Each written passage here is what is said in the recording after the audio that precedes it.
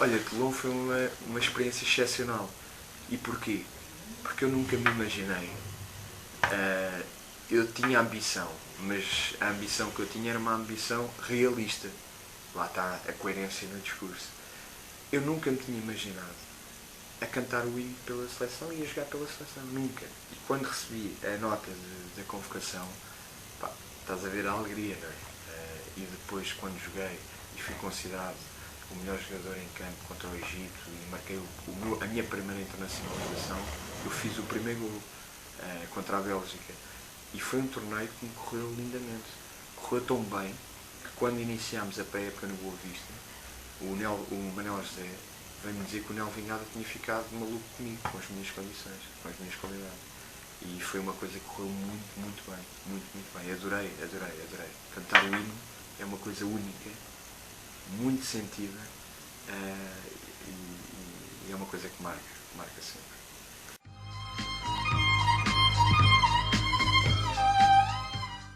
Sacadense é o clube onde eu cresci, onde eu apareci para o futebol.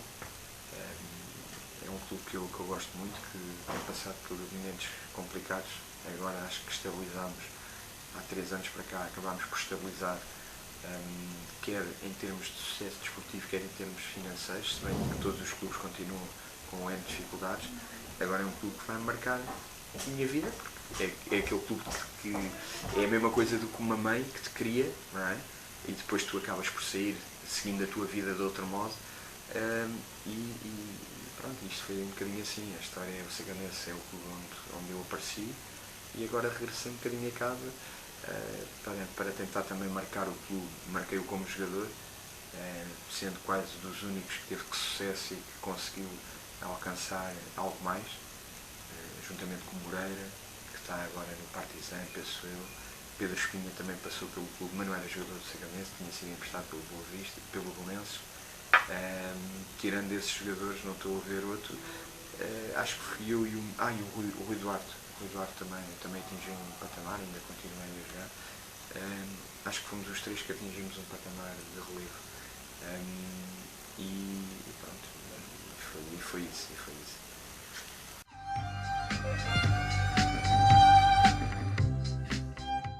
Tenho um boato giro e o boato que te vou contar posso o confirmar, ok? Saiu uma vez na marca, e isto foi no aparecimento quando o Nuno Gomes aparece no Boa Vista. Apareceu no jornal da Marca uma foto minha, na primeira página, a dizer que o Real Madrid queria me contratar. E depois, quando eu chego ao treino, eu não tinha o hábito de ler os jornais. Só comprava um jornal quando jogava, para ler o que diziam de mim. Porque de resto não tinha o hábito de comprar jornais. E de repente, eu chego ao treino e começam-me a chamar Redondo. Eu usava o cabelo grande, parecido com o Redondo na altura. Acho que o Redondo até tinha curto, mas tinha tido grande e tal.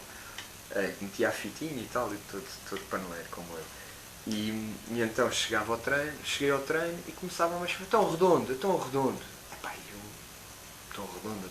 Uma vez também, quando fui para Karlsruhe, no primeiro jogo internacional que fiz, 8º de final da Taça UEFA, em Karlsruhe, na Alemanha, dei uma entrevista no aeroporto a dizer que isto era o outro mundo, e eles passaram-me a chamar ET.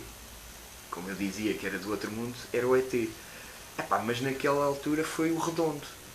E o Redondo, estes gajos estão doidos, mas Redondo porquê? Redondo, pá, parece o Redondo do Real Madrid, não sei o que mais.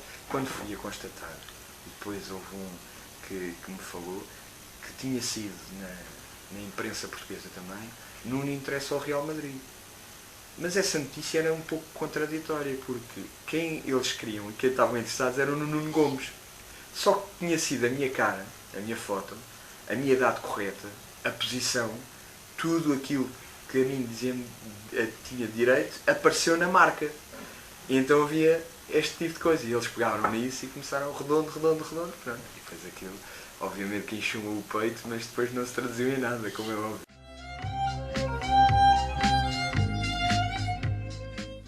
É espetacular. É uma experiência que eu não pensava que fosse tão exigente do ponto de vista mental e até mesmo físico. Mexe um bocadinho connosco.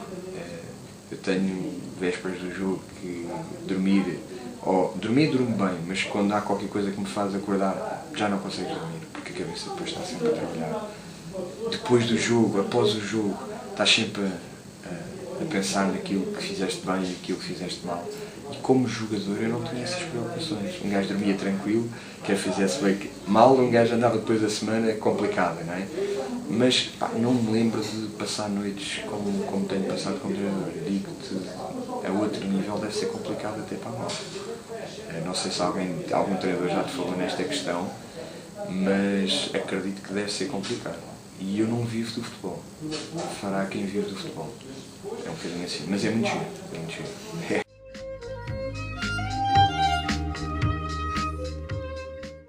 Conselhos, olha, eu tenho um conselho e uma base de princípio que me acompanha e vai me acompanhar até ao fim, penso, que é coerência.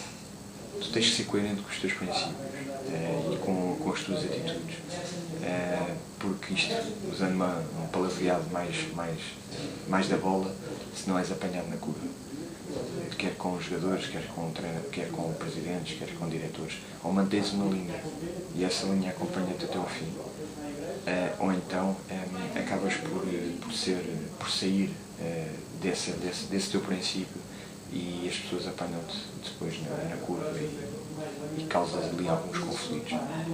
Eu acho que a base de tudo é a coerência, manter a coerência. Olá, eu sou o Nuno Carvalho e fui uma grande promessa.